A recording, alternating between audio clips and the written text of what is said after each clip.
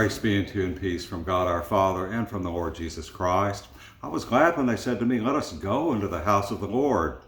I'm Father Steve Sellers, and thank you so much for tuning in today on my YouTube channel for this brief daily message of hope and joy and inspiration. And I truly and always pray that your day is off to a great start and that you have already experienced the joy and the wonders and the love and the compassion of the Lord today. If you haven't, maybe I can help you a little bit today. And if I can't, then maybe you can help me. So I've been thinking about the child's game that we all grew up playing called hide and seek. You remember that when you were little, how we would get with our friends sometimes in the backyard or the front yard if it was the weather was nice, and sometimes we'd even do it in the house, and someone would be it. And one of the group, and that person had to cover his eyes or her eyes and count to 10 or 100 or 1,000 or whatever it was, while the rest went and found someplace to hide. And we used to play that for hours and hours and look for exotic and elaborate places to hide, even in the house. And there were amendments to the game as we played where you could choose to be invisible, and so no one could find you. Or you could add other things to it, but it was a lot of fun for little children to play hide and seek. And the little point I want to make today for all of us is that we as adults try to play hide and seek with God.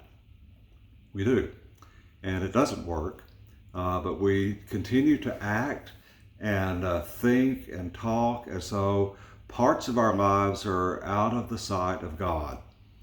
We want to keep some of our things very, very private. It's almost as though someone once talked about the wonderful verse in the book of Revelation where Jesus says, "I'm standing at the door and knock. If you would open, I would come in." And that was made into a wonderful painting of Jesus standing at the door, which was shaped like a heart. And it's as though he's knocking at the door of our heart and we let him in, but there are certain parts of our heart we don't want him to see. If our heart were a house, we would gladly let Jesus into the living room after we'd had a chance to straighten it up and clean it up. "Jesus, you're welcome into that part of my life."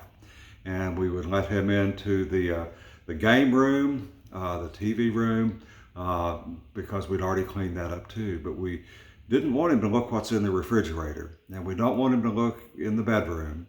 There are certain parts of our life we want to think are off limits to Jesus, and we're just wrong doing that because you cannot play hide and seek with God. He sees everything. As a matter of fact, Jesus is with us through all of that, and it does no good to hide. He knows our hiding places, and he's already there anyway. But we still try. But we're in the vision of God all the time. I was looking in the Hebrew Bible today, the Hebrew scriptures, at the creation story in Genesis chapter 1.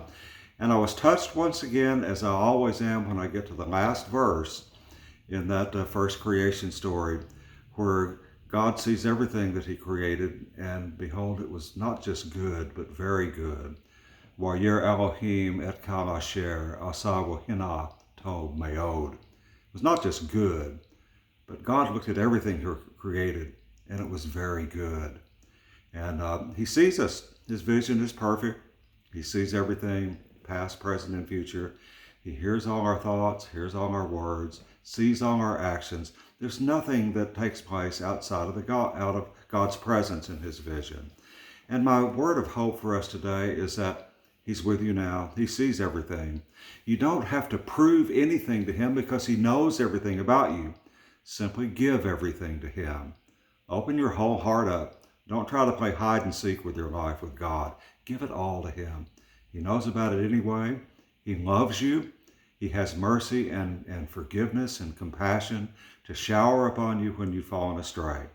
And we all have fallen astray, and we do over and over. But God looks upon it all. He's ready to forgive. He sees everything and he knows everything. And remember that he loves you. And I want to just make an acknowledgement here at the end of this little message today that you had a special guest today accompanying me with this. This is very unusual for me, but I'm going to try to turn this camera around over here. For some strange reason this morning, two of our cats are very, very clingy today for me, and one of them, that's Judy, the black and white one, and Precious is the calico cat, and we have one other cat, Charlie. I have no idea where he is. They usually run to high heaven and play hide and seek with me when I get my guitar out. But some reason they wanted to hear this message today, and I hope it touches your heart. Have a blessed day today. God bless you.